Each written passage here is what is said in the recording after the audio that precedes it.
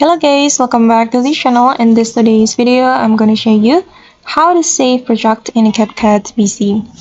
Alright guys, here I have opened my CapCut application in my PC, and first of all, I'm going to create new project. So I'm going to click on start creating right here, and I'm just going to import file from my device. So I'm going to click on import.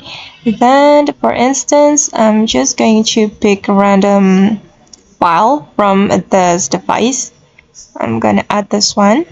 Okay, and now the file or this video has been imported to my CapCut, and I'm going to drag it to the timeline. Okay, and this is my project in CapCut, and if you want to save this project, we don't need to do anything actually. We just need to click on this X button, and this project will be automatically saved to your CapCut. I'm going to practice it. We just need to click on this X button.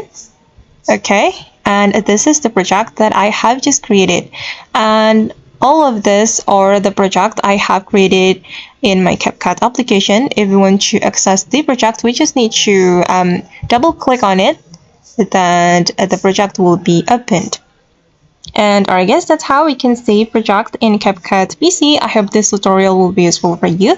Thank you so much for watching, and see you in the next video.